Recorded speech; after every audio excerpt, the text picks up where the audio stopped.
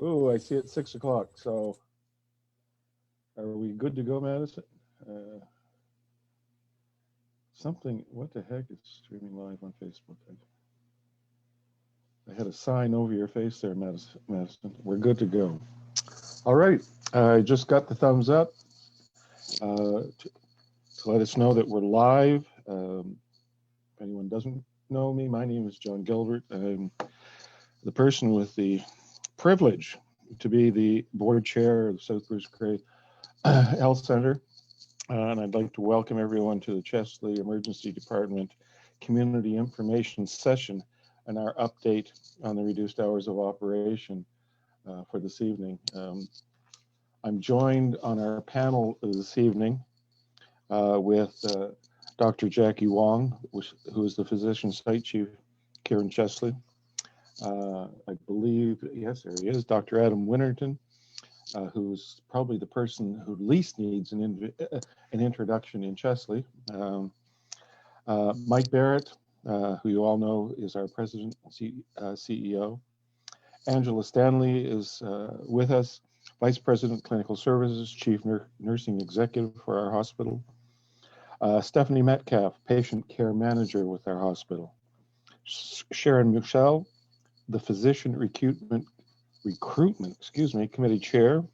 Steve Schaus, Bruce County Paramedic Services Chief of Operations. And I didn't see Kevin, but he's supposed to be on board. Kevin McNabb, Director of Grey County Paramedic Services. Those are the people here to present to you this evening and participate in this presentation. We'll get things kicked off right away, and I'll hand over the floor to Mike Barrett, our President and CEO, to give you an overview of the current issues and the current status. All yours, Mike. Thanks. Thanks very much, John. So as John said, I'll give an overview of the where we stand with the reduction in hours in the emergency department in Chesley. Won't spend a lot of time on the background, but just talk about some of the actions that we're taking going forward. And then Angela and Stephanie are going to really talk about the initiatives that we've undertaken to try and get us back to that 24/7 operation. And then we'll turn to Dr. Jackie Wong and Dr. Adam Winterton for their input as physicians. And then as we've done in the past on these community sessions, we will open it up for any comments or questions from the community. And I'll walk you through a bit in terms of the steps we need to take with Zoom and with the Facebook Live. So our goal throughout this is to return the Chesley Emergency Department back to 24/7 operation. So that's been the goal since day one, back in September 2019, when the reduction first went into place, and has been the goal of our board since that time. So just some process pieces before we get into the content tonight.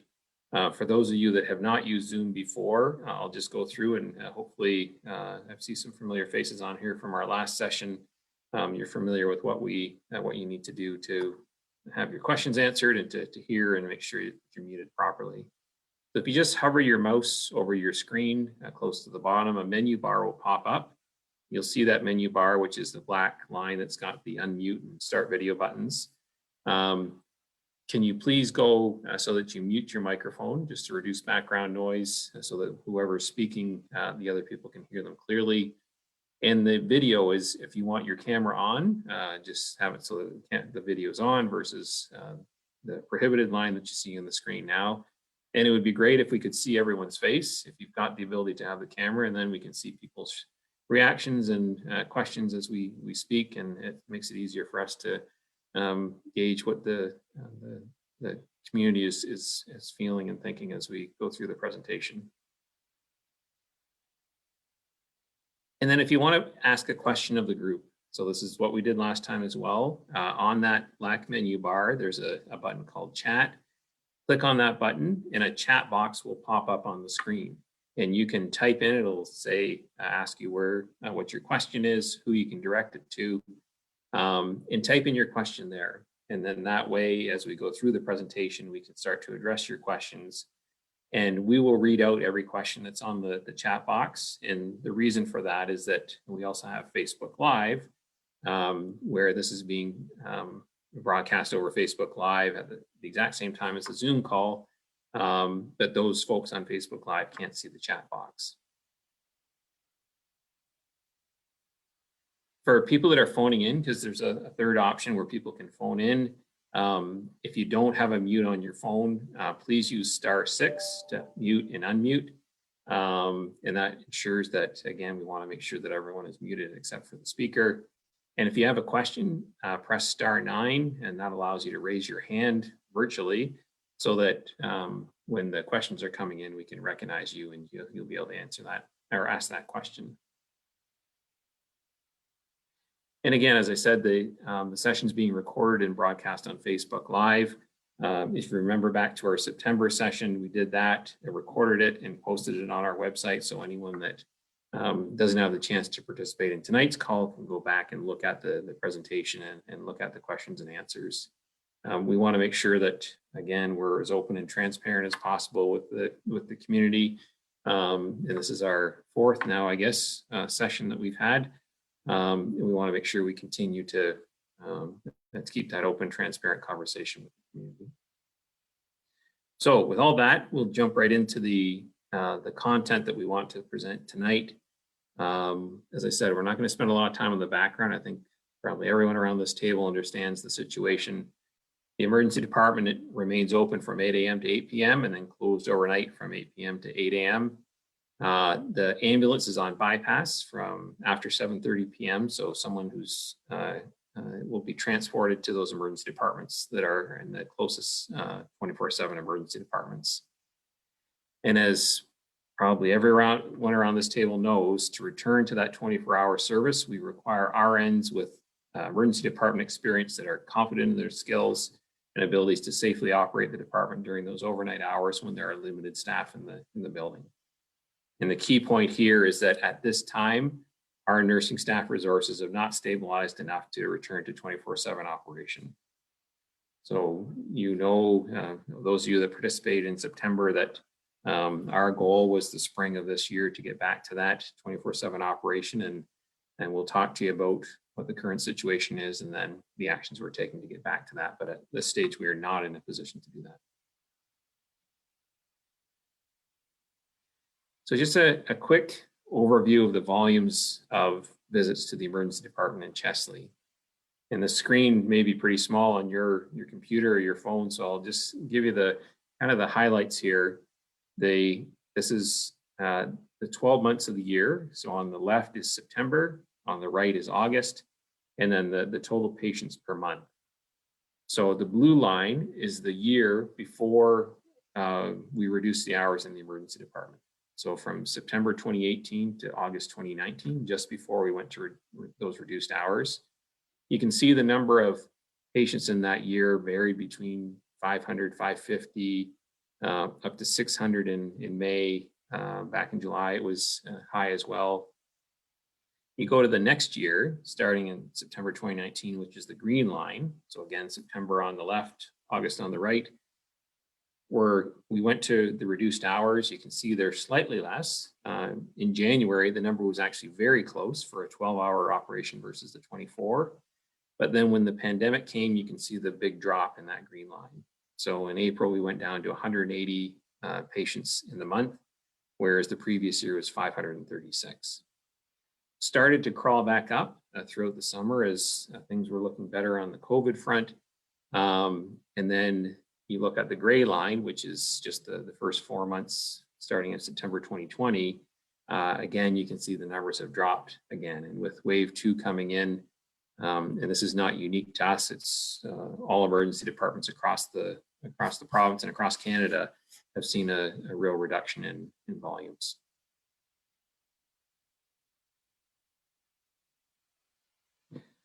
So I mentioned briefly the recruitment or retention challenges still exist. And just to give you some perspective on the provincial picture, all health organizations across the province, hospitals, long-term care homes, family health teams, community mental health and addictions are facing human resource challenges, health human resource challenges, particularly on the nursing side. And we had an update from the Assistant Deputy Minister of Health back in December, and he gave a stat that was startling for us, is that 4 of the large Toronto hospitals have 940 nursing vacancies. So in 4 hospitals, the 4 big hospitals, 940 vacancies. Grand River to the south and Kitchener-Waterloo, 160 between RNs and RPNs, nursing vacancies.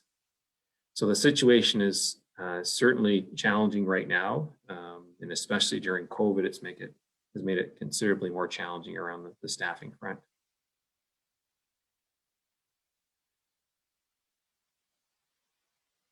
And one really good piece of good news that I'll leave you with, and then I'll pass it over to Angela and Steph to talk about what we're doing in the Clinton site.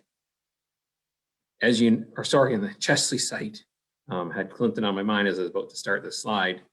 The Clinton Emergency Department is in the exact same situation as us. They are on reduced hours, only operating 12 hours a day. So we've been working closely with the Here in Perth Healthcare Alliance, which is the 4-site hospital in Stratford, Seaforth, St. Mary's, and Clinton, about how we address these challenges, because we're in the exact same boat, trying to find nurses, making sure we've got the nurses to fill those, to operate the emergency department.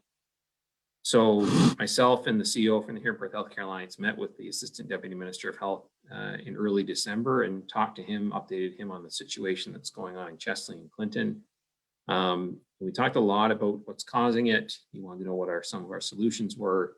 And he asked that we submit a proposal for funding that could be included in the provincial budget to support the reopening of those small emergency departments.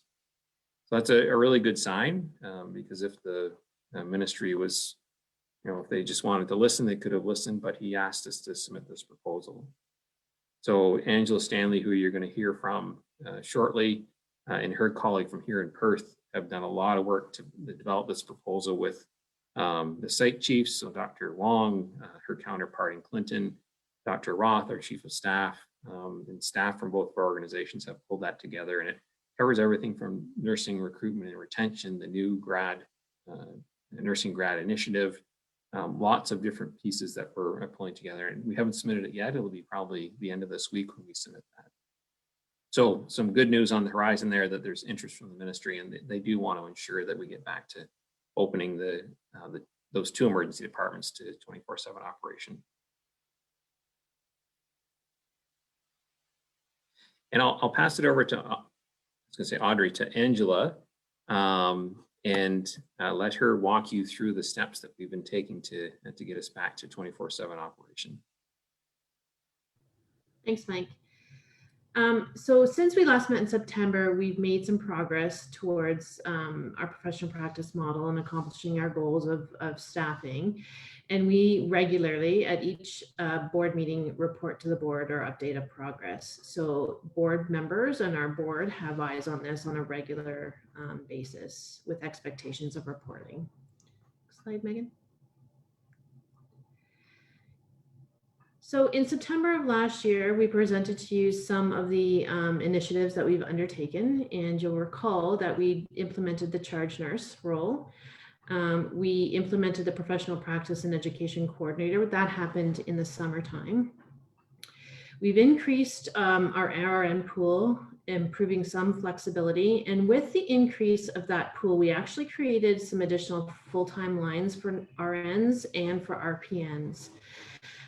We've also been able to really utilize our higher volume emergency departments, so Walkerton and Kincardine, to support our novice nurses to gain additional skills. If you'll recall, we had a significant ask from our RPN group to move to 12-hour shifts, so we were able to implement that. HR is doing regular touch points with staff, and then we have our professional practice working group. So what have we done since September? Really and truly, it's about continuing those strategies that we implemented in September. So in January, we're continuing to look at our enhanced competency model. We are putting in some additional structural supports for practice, and some of those include the internal hiring of CTAS instructors, so RNs being trained to train on CTAS. That's how we triage patients in our emergency department. So we have readily accessible courses for our staff, plus they're a good key resource to support novice nurses. We are also looking at bringing in-house ACLS instruction. So we are doing a lot of work related to the courses that we require for staffing to make it more readily available for nurses at Southbridge Grey.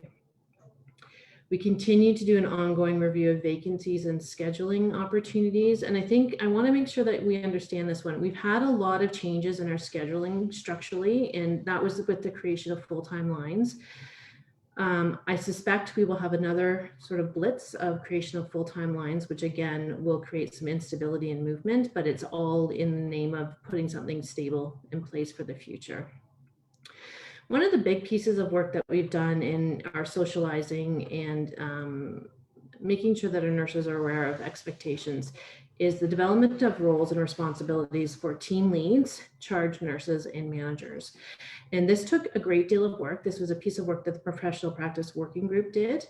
And there's a lot of additional items on that that really outline the accountability of each of these structural supports from a leadership perspective, which is really quite good news for us. Next slide, Megan. So in terms of our pathway to reopening, September 2019, this is what the picture looked like for us when we decided to reduce hours. So we had 3 full-time RN vacancies with a significant amount of sick time. We had very limited part-time staff to fill shifts, and our new nurses were extremely novice, so typically straight out of school, and they couldn't work independently in the emergency department. In September 2020, we've gone down to 2 FTE of RN vacancies, so that's full-time equivalents. We implemented the charge nurse. Our incidental sick time for registered staff has improved or had improved. We had more availability of coverage for our shifts, and our new novice nurses were working through their competency model, but still are not ready to move into the emergency department.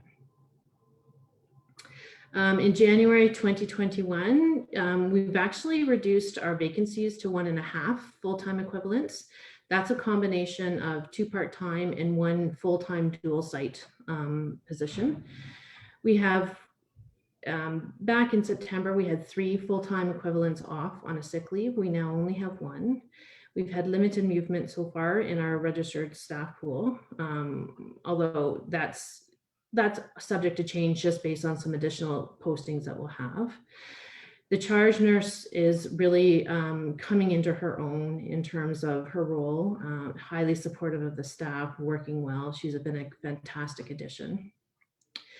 Accountability for culture has been embraced. So we're starting to work with nurses on ensuring that the culture at Chesley is what we want it to be on a go-forward basis. Again, we have more staff available to cover shifts, and novice nurses are starting to build confidence to shift towards intermediate nurses. Next slide, Megan. So this is a pretty busy slide. I'll go through it. One of the questions that we've been asked is what have our movement been within the organization? So since September of 2020, the first couple of bullets are very important. We've actually not been able to hire any external RNs. And I think that really speaks to the provincial picture that Mike mentioned. And again, we've not hired any external RPNs, although we've been able to move staff around from sites. Movement of existing staff between Southbridge Grey sites. There has been a great deal of movement between our sites, and that has really been as a result of the creation of new full-time lines and different full-time lines. So typically anytime a full-time line is posted, there's 2 to 3 additional movements that happen in our registered staff pool because other positions become available when successful applicants are put in. So when we say there's 1 movement, it typically triggers 2 or 3 additional postings as we go forward. We have 2 of our regular part-time RNs in Chesley that moved into temporary full-time lines. That happened in November, and that was really to support the sick leaves that we were experiencing with our 3 full-time staff off. It also provided the opportunity for those part-time RNs really to gain a lot of hours. We did create a new full-time line.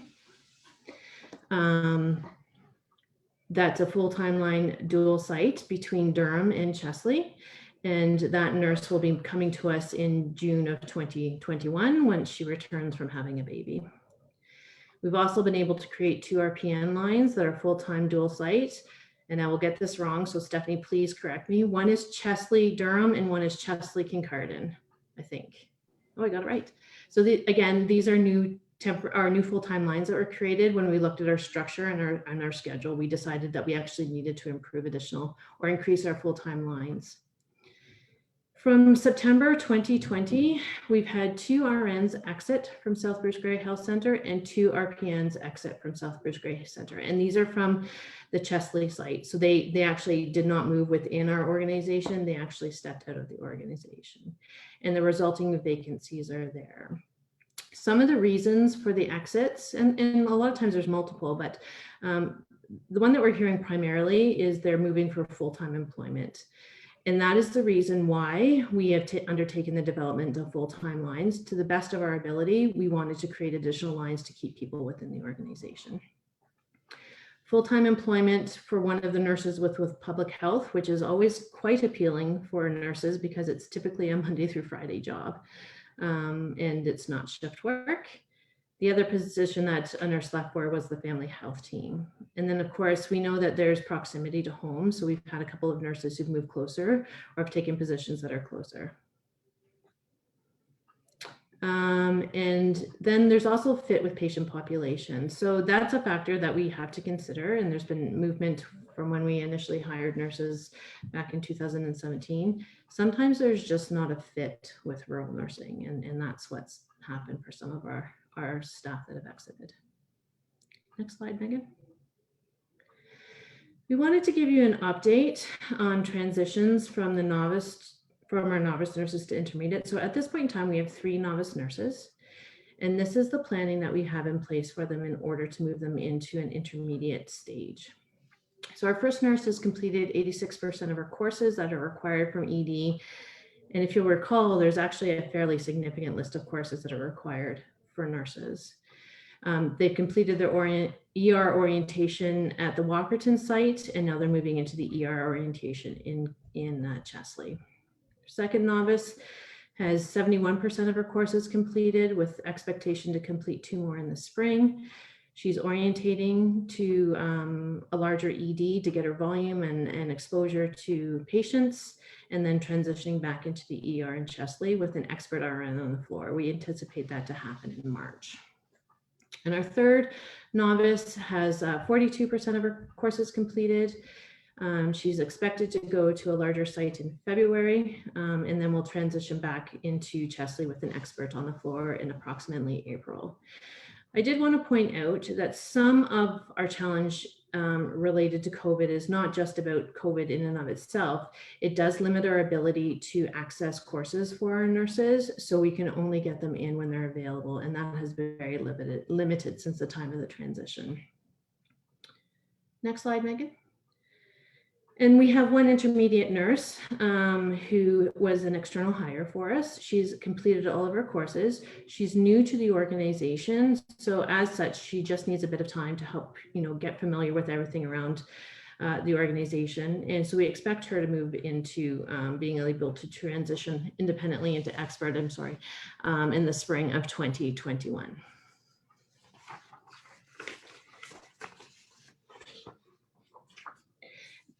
Before I turn it over to Jackie or Adam, I do want to let you know that we have, as I said before, we've had quite a bit of movement in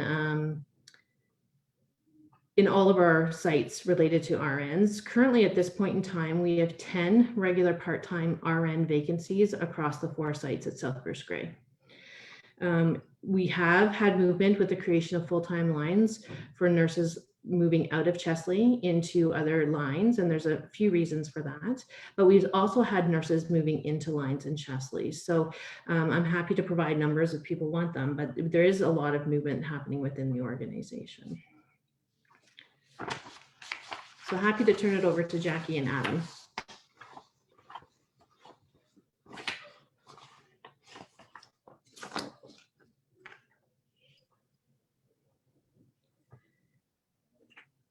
Hi, I was just trying to unmute. Jackie, do you want me to lay a few things out or? I don't know. How do you want to go? You're probably a better finisher, better closer. Okay, okay. You have the floor. You have the Okay. floor. Okay. We know it's been stressful not having access to the full emergency care 24/7, especially during COVID for the community. And while we've been fortunate not to have had too many cases in our area, we know that it's thanks to you, our community, who have been respecting the public health guidelines. And we want to thank you for your sacrifices and efforts. This has made our work at the hospital more manageable. It's helped our healthcare system from being overwhelmed, and it's protected our most vulnerable. So thank you again. And as I am optimistic about seeing light at the end of the tunnel with regards to COVID, I too am optimistic about seeing the changes that are being implemented, and the efforts being made to return our emergency room to 24/7 operation. There is a noticeable change in the work environment at the hospital. Staff are supporting one another more and working together more efficiently as a team, providing excellent care for our patients. The introduction of Sarah, our charge nurse, has been important in providing leadership, stability, and support for both staff and patients. And as Angela said, she's been fantastic. There's been lots of opportunities now for our nurses to gain experience, education, and confidence to be able to work in the Chesley Emerge with its unique challenges. And as Mike mentioned, our administration are advocating for us with the government and have submitted proposals to help support further changes to help us recruit and train and retain the staff that we need. So even though it's slower than we would like, we are making progress, and I am confident our Emerge will return to 24-hour care. Until that time, I would like to really thank the Chesley community for their patience and their support, but we'll get there. We are getting there. Adam? Thanks. Well, I think that outlines the three areas that we saw from a physician's perspective. I would endorse the fact that there are a lot of moving parts in medicine and in a lot of professions these days, and the hospital is doing what can be done in those areas that can be controlled and addressed by them.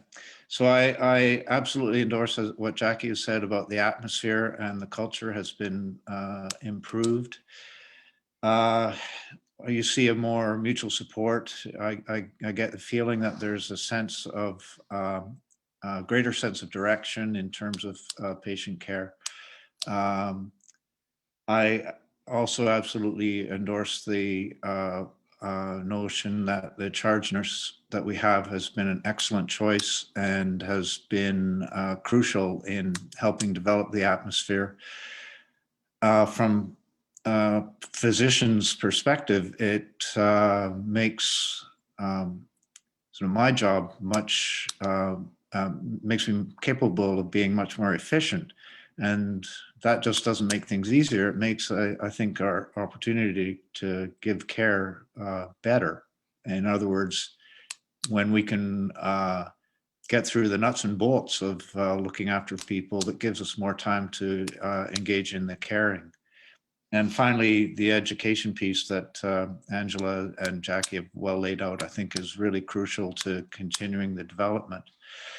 So, as closer, if I could say, and maybe something that's a little bit aspirational, I think we're not only going to become a small rural hospital that's within a stable alliance, but a small rural hospital that's coping.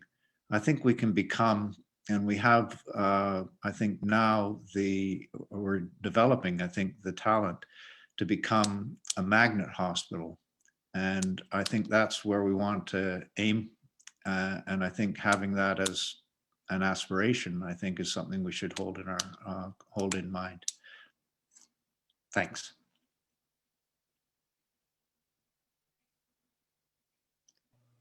Thanks, Adam. Thanks, Jackie. I guess it's next steps are the next thing on the agenda, and I'll hand it back over to Mike.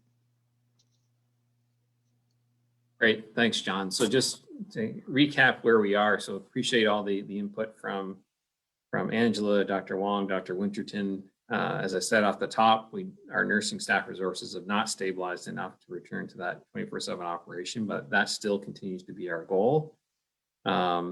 And as we've said at previous meetings, we want to have full assurance that we've got a stable pool there, a stable pool of nurses before we open up, because we don't want to open and then have to close again. And that would be detrimental to the community. And we want to make sure we're ready and stable to ensure we can stay open once we do that.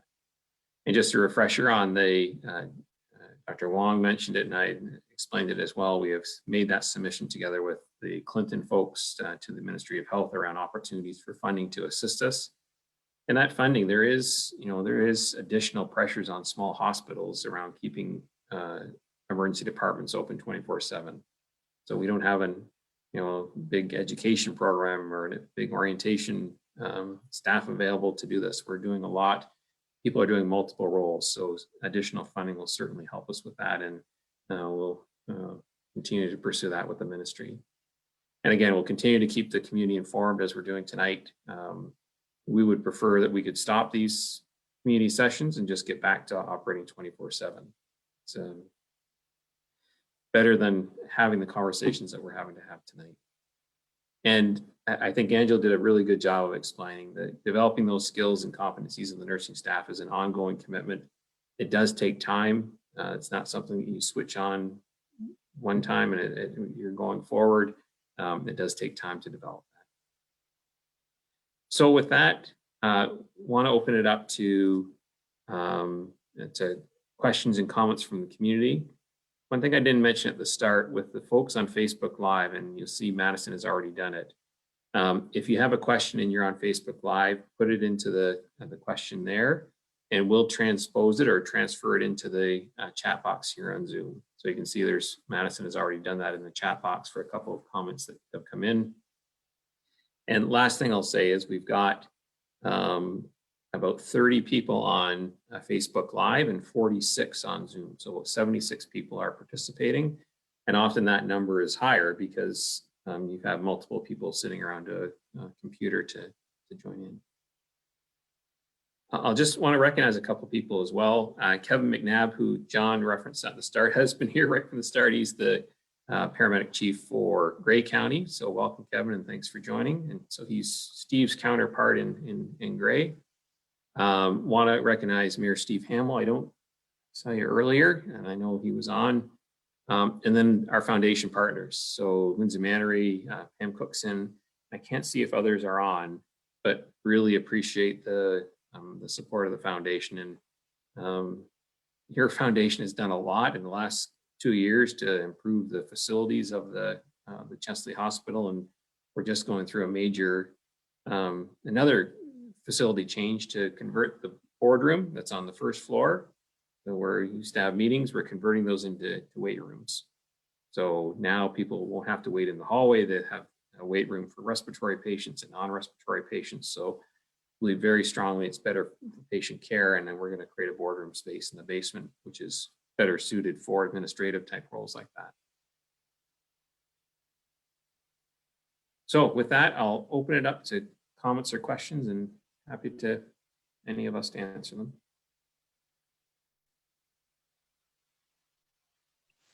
Angela, this is Sharon. I have a question for you.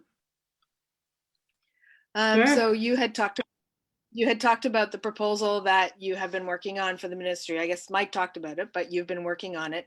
So can you give us any details about what you're thinking about asking the ministry for? Absolutely happy to give details at a high level.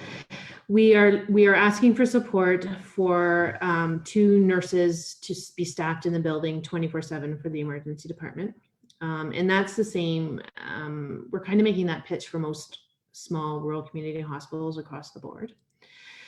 One thing that we are truly hoping to gain is the removal of restrictions on the new graduate guarantee program. I'm not sure if everyone's familiar with that, but probably about, I want to say about 8 years ago, the ministry released a program that allowed us to hire new graduates straight from school and have them as a supernumerary nurse for 6 months. And then we would transition them after that 6 months into a position in the organization. When the program was originally launched, it was quite easy to move them into a regular part-time position. But over the last few years, the ministry has really ratcheted down on our ability to do that. And now they're requesting us to move them into full-time lines. And as you've heard me say, full-time lines are not that abundant in rural community hospitals. So we're asking them to remove that restriction. And it's been historically, it was a really great recruitment tool for us, but it also gave us 6 months really to train up those nurses quite well.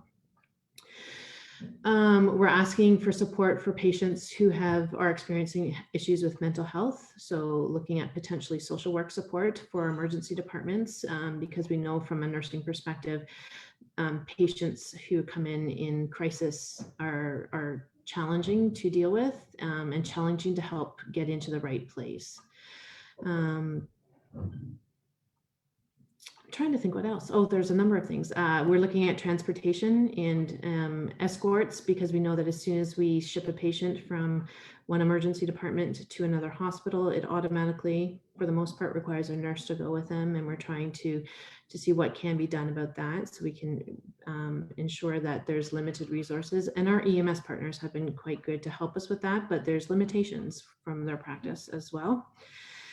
We're looking at making sure that the ministry funds a really robust orientation program. So while we're looking to do that internally, we want them to fund it, so we're not having to find it from other places. So really robust orientation for 6 weeks, additional ongoing competency for 1 week a year minimum in other high volume emergency departments.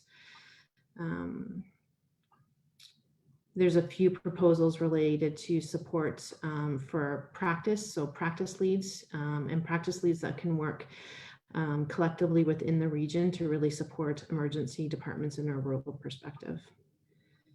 I think that's the highlights. There's a few other ones around virtual care and again, additional ones related to mental health, but we really wanted to make sure that there's a robust proposal put forward that the ministry can really sink their teeth into. So that proposal needs to be finished by? So Mike and Andrew, I believe, are meeting with the ADM either the end of the week or the beginning of next week. Okay. And any idea when they'll get back to us with any info after COVID? Want me to try that one, Angela? Yes, please. Yeah, so we're actually not meeting with the ADM again. So he's asked for the submission, so we'll submit it. And then how they respond is going to be, what's going into the provincial budgeting process. It's a very small line in the big budget, but he promised to make sure that it's something that he would put forward to. And it's not just our two departments, our two emergency departments. There's a lot of small emergency departments that are teetering on the same spot of not having enough support. So they want to make sure that they try and be proactive and not try and reactive, such as they're doing with us with Chesley and Clinton. Angela, there's a question in from the Facebook Live, which you've really answered already, but I'll just ask it again and you can reconfirm. Any RNs that were in Chesley and went to different South Bruce Grey Health Center sites? Yeah, I can actually tackle both of these questions that are there at the same time, I think. So since we had the reduction of hours in September of 2019, we have hired 6 external nurses.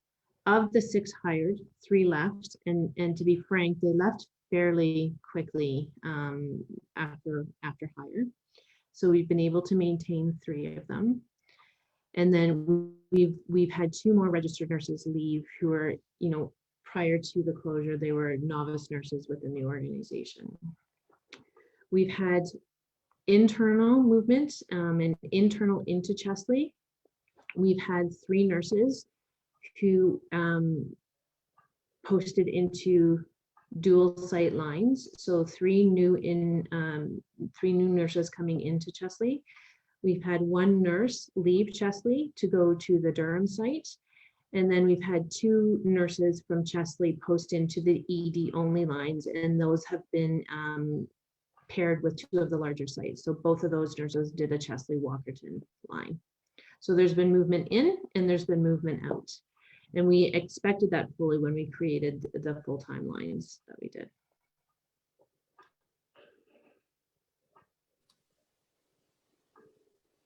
Thanks, Angela.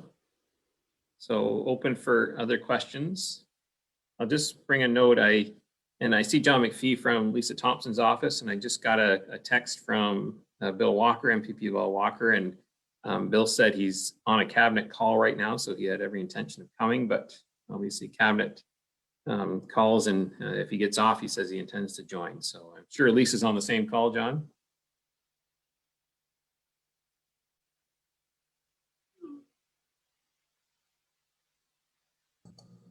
I believe it's been going on for a couple of hours. So Yeah. lots of talk. Thanks, John. Yes, there's a few things going on in the province right now, so I can imagine cabinet's very busy. Leslie Hasty, who's one of our board members from just outside Chesley, is there a role for paramedics to be utilized differently in the hospital setting? So Angela or Steve or Kevin, do you want to speak to that one? I can start, but I'm curious to know what Steve and Kevin might think about this. So I'll put you on the spot. While we were talking with here in Perth, there was some discussion about recognizing that nursing resources are limited. Is there an ability to incorporate paramedics into the emergency departments? And it's a very interesting idea. I think the challenge that we have, and I'm looking to you guys to really, jump in here and correct me, is paramedics aren't regulated, and so they have to work under very strict medical directives. So I think there might be a role, but I also think there's a shortage of paramedics, or I'd be worried about, almost robbing Peter to pay Paul. Not sure what you guys think. Yeah, for a paramedic, they have to work for a paramedic service to be a paramedic. So that would be one barrier. I guess, ultimately, there's things you can look at around that, but ultimately they couldn't really work at a hospital and be a paramedic. And like you said, we're not regulated, so our delegation comes directly from a physician. A lot of our scope is looked at in the community now, preventing people from going to the hospital with our community paramedic programs. So we do what they call non-traditional roles, seeing people on a non-emergency basis to keep them out of the hospital. So we've really focused on that in the last 5 years. In Bruce County, we just started our community paramedic program like 3 weeks ago. So we're hoping to get additional funding so that we can provide a program very similar to what Gray's doing. So yeah, we're just gonna hope that we get additional funding. Right now, we just have funding to the end of March, and yeah, we'll see what we can do from there. Great, so I hope that helps answer your question, Leslie. And I see Bill Walker just joined, so thank you for joining, Bill. To bring you up to speed, we just did an overview of where things stand, and we are in the position that we are not ready to reopen to 24/7 service yet. We still are facing those nursing challenges, and Angela Stanley, our CNE, updated the group on some of the actions we're taking to get us back. And then we heard from Dr. Wong and Dr. Winterton about their perspective and desire to get back to 24/7, and we'll continue to work to do that. The question here for Stephanie, question submitted in advance for Stephanie. I've heard so much positive feedback regarding Sarah Norris, our new charge nurse, and she's an asset to our hospital in her new role as charge nurse. What is your role in supporting the staff while making them feel independent and supported? Part of it is supporting and mentoring Sarah in that charge role. For her to do that effectively, that's part of that support. Other parts are helping to develop and implement the competency-based tool, rolling that out to staff, making sure that we tweak that as we need to, that meets our needs, trying to find opportunities for their advancement, helping them get time off for work to do their courses, Then there's quality improvement initiatives, and in our staff meetings, we're really starting to take that quality improvement and for our patient care and the staff culture and using that in our staff meetings to help develop tools and work on things that way. And then it's kind of that day-to-day stuff, the huddles. We do email updates in a newsletter form. Just it's hard to touch base with everybody all the time with shift work, and just helping to try and build the culture for accountability, the teamwork, and working as a team together to improve the culture. Thanks, Steph. And maybe for those folks that don't know what a charge nurse is or what a charge nurse does, just explain why it's been so helpful to have that position in Chesley. She, for starters, helps in that day-to-day, say, doctor's rounds. She can know all the patients. She's able to touch base with staff a lot easier because she's there on the floor, helps to support education and training. So maybe skill development right on site with specific patients where she can help them through that. She also has been taking a big part in helping with quality improvement initiatives. So we've been really working together and reviewing that stuff. I think that's it. She's just able to have a more frequent contact with the staff because of her role, and that does help in many areas to improve things. If I can add something, I think part of what has been maybe lacking in our organization is our ability to support nurses into, moving into perhaps leadership roles. And I see this charge role as really one that does that for us. We have a lot of young, really talented providers, nurses, and there was never sort of this step in between direct care provider and manager. And now with a charge, it does give us an opportunity to coach and mentor leadership skills, which in turn, they can coach and mentor their colleagues as well. So it really does provide us with an opportunity to grow leaders within the organization too.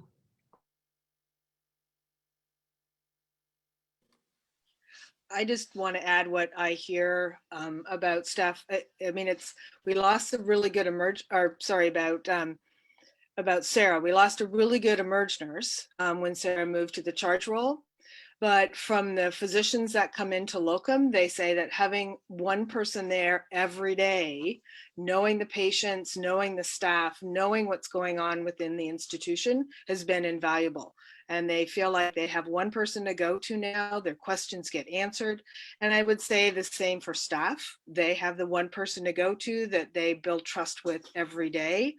And the same with the patients. They see the same person every day. So the patients and their families have some trust in that person as well, because with Sarah's personality and organizational skills, she lets people know that she cares. And I hear that all the time. She really cares.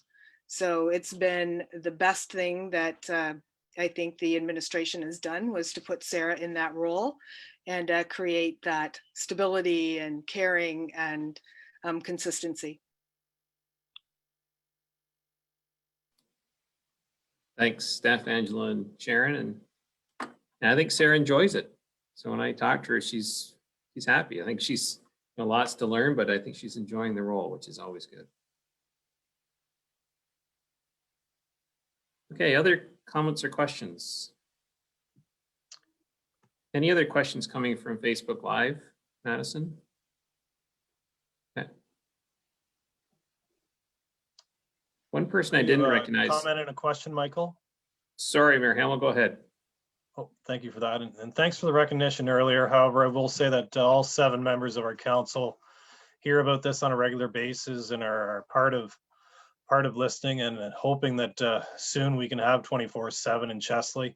Just looking ahead, I foresee vaccinations happening this spring and summer, and then a large volume or a large need in our emergency department in the fall. Is that a view shared by you folks, and a goal that we could have 24/7 when the volumes returned this summer, this fall? Great question. Maybe I'll go to Dr. Wong and Dr. Winterton. Any thoughts on what the future looks like after vaccinations become more prevalent?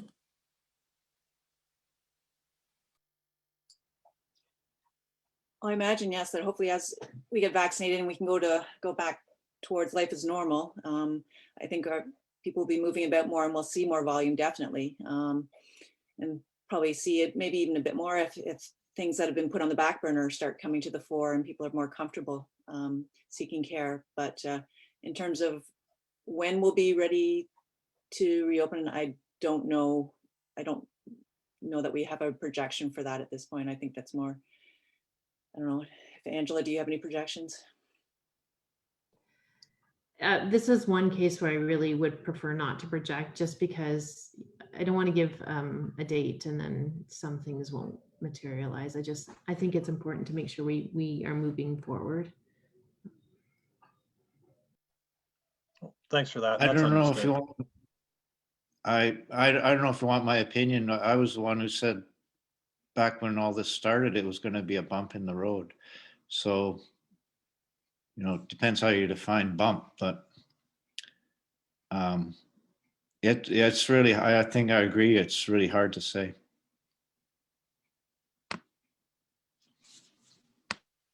One thing I'll tell the group about is that different from wave one, in terms of what we're doing in wave two, wave one, right off the bat, we stopped surgeries, we stopped outpatient, a lot of outpatient work, outpatient lab, outpatient diagnostic imaging.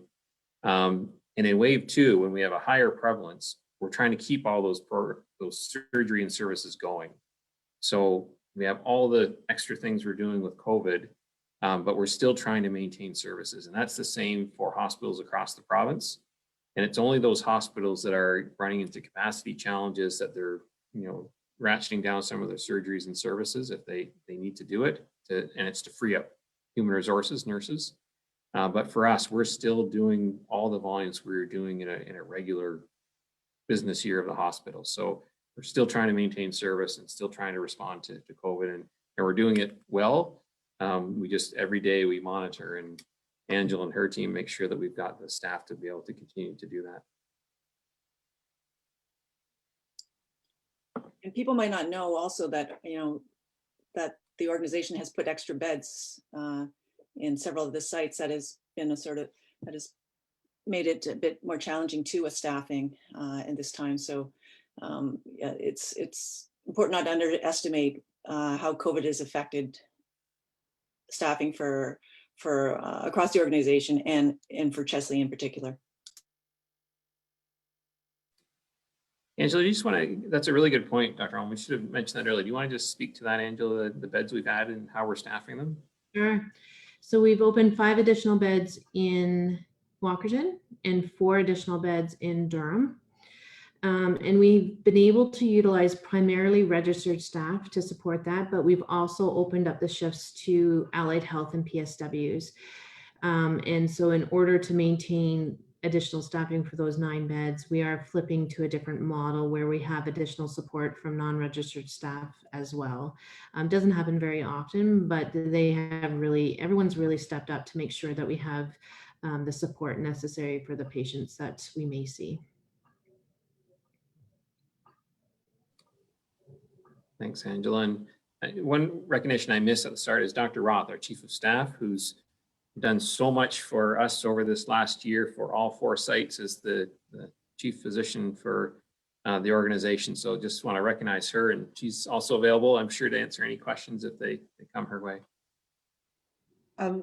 Just a real quick point, what Angela was skirting around but didn't really come down on is we are doing our best at South Bruce Grey to help all of our neighbors wherever we can in this COVID crisis.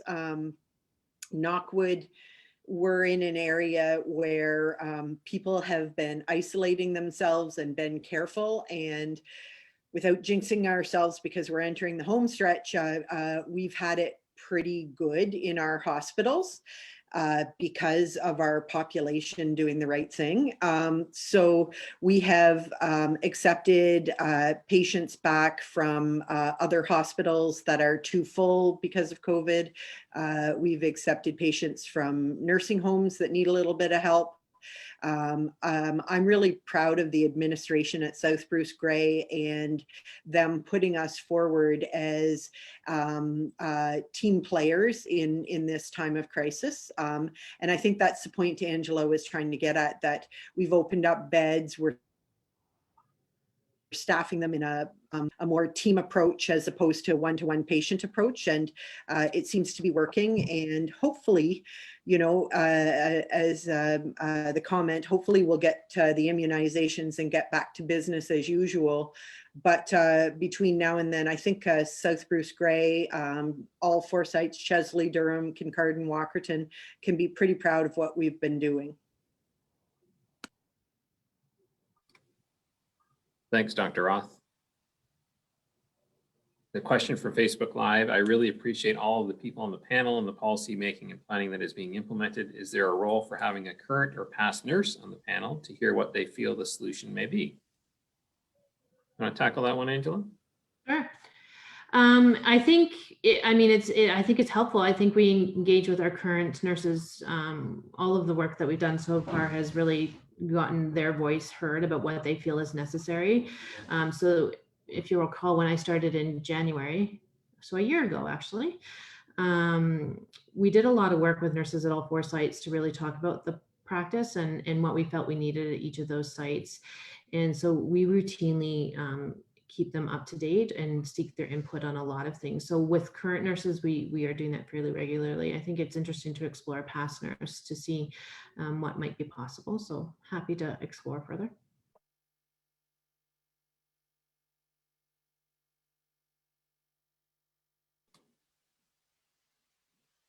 Great, so still willing to tackle any questions that come in. Anything that's it's on your mind that you want to address, we're happy to speak to.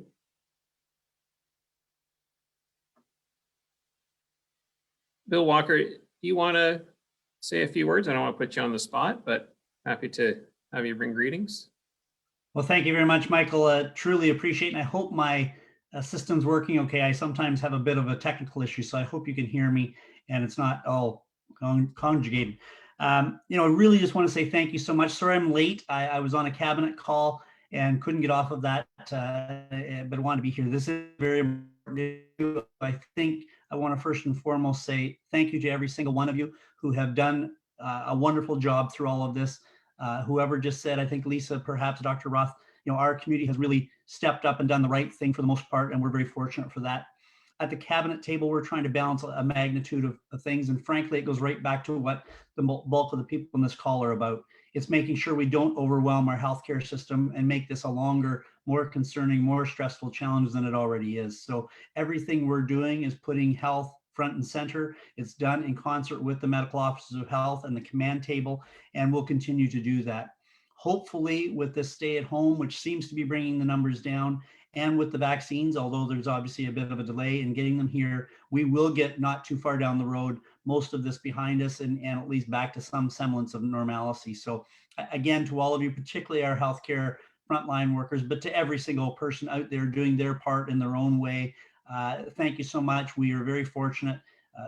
Can't tell you how stressful of a time it has been. I shared on Politically Speaking today, we've had 150 cabinet meetings just related to COVID. So that's on top, like all of you who are doing all of your regular work and then throwing that on top of it as well. So thank you to people, Michael, you and your board for keeping me in the loop, and lots of communication I think is fabulous. And again, I'm happy to answer any questions if there's anybody that has a specific one they want to throw at me.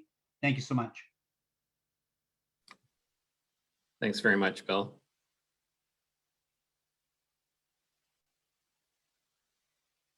Hey, comments or questions from the group?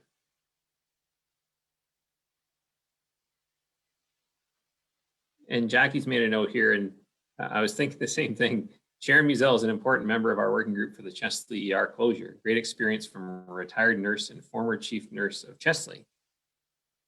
So agree totally. And you've heard me say this before. When this first started in September 2019, Sharon was very active and, interested in what's going on. And she's not a South Bruce Gray Health Center employee and not a physician. And we thought, do we bring her into the tent to help solve this? And she's been there right from the get-go and has been a really important voice for everything we're doing, and really good representative voice of the Chesley community. So we're happy to have her there. So thanks, Jackie, for recognizing her like that.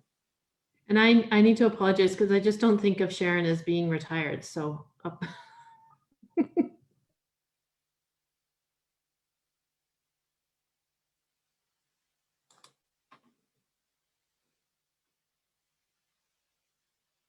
Okay, I'm always conscious of cutting this off too early and don't want to prolong it either. So we're at 7 o'clock. We've been here for an hour. I'm happy to answer any comments or questions.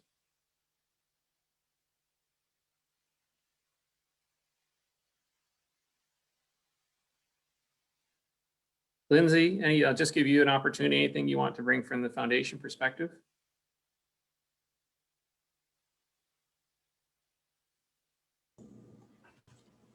I'm just echoing what everybody else says. We know that your whole team and everybody involved has a huge workload to start with, and then this is just something for you to do in your spare time. And I'm sure that's fairly limited. And so thanks a lot for that. I guess, what's the worst case scenario? Is there a possibility that it will never happen? I can give you my answer. And then I look for anyone else around the working group or from our board. The board's been really clear, as I keep saying time after time, that their direction to me and to our team is to get it reopened to 24/7. So it's not looking at other scenarios to do something different, but you need to be able to have the right staff in place to be able to do it. John, I don't know if that's a fair response. I'd say that's a really good response.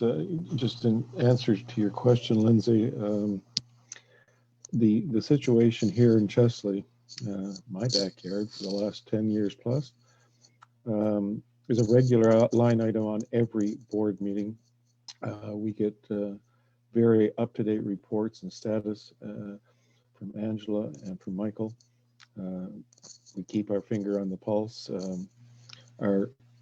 Our intention is to return it to 24/7. There has never even been discussion of anything other than that. Not sure how we get there or when we get there, but that desire is to get there. I don't think there's ever been any discussion other than that.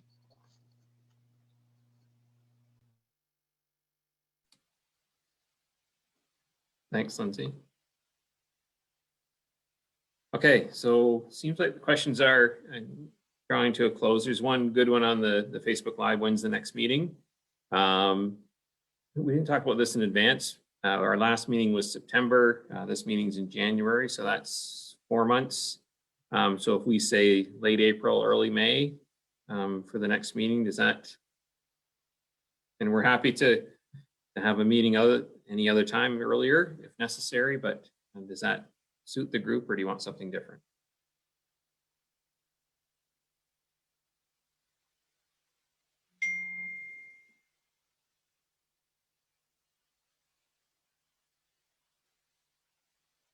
Okay, so we'll leave it at that. Late April, early May.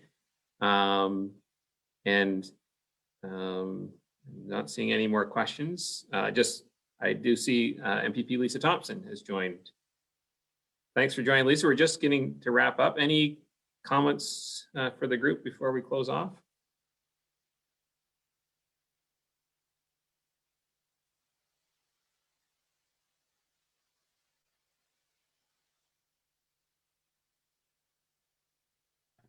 Hello, that was for me. I was thinking I was waiting to hear from the Chesley community, but I just want to thank everyone for joining this information meeting this evening. I think it's really important to have this dialogue and have this chance to reach out to your board to fully understand the situation around the ER room in Chesley.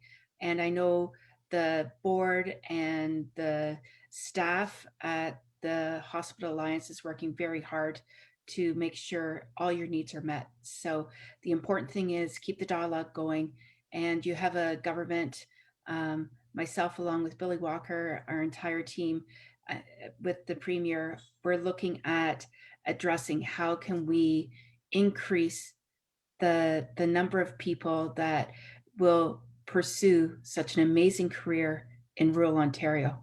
That's something that's very, very important, not only to Minister Ross Romano at colleges and universities, but it goes without saying that it's very important to Minister Elliott and Minister Fullerton as well. So I'll leave it at that. And thank you. Have a good evening.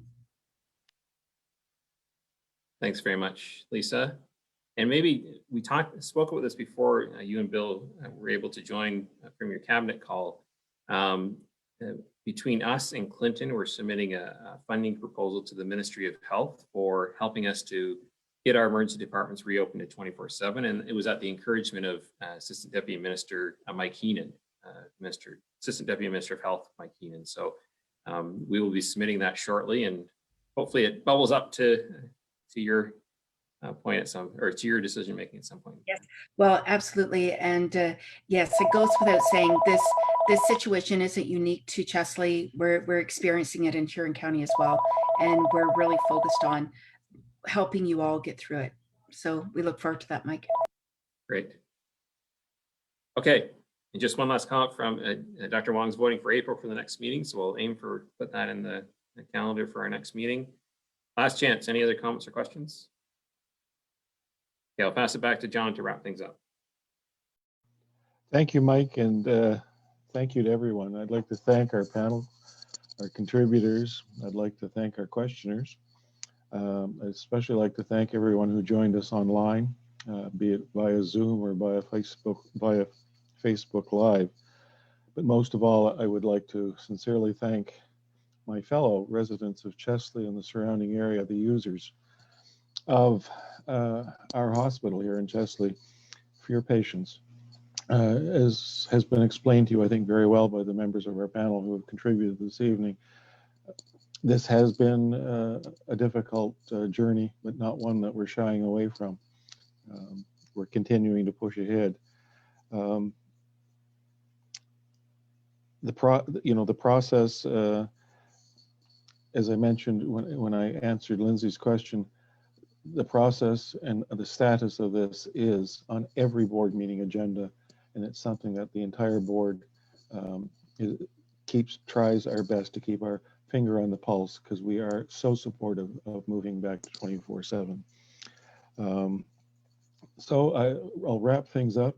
As a Maritimer, born and bred, normally at the end of a meeting I would say safe home as a greeting goodbye, but given the fact that we're all home, I guess that's not really necessary in this day and age. So I wish you all the best until we meet again. Have a good evening.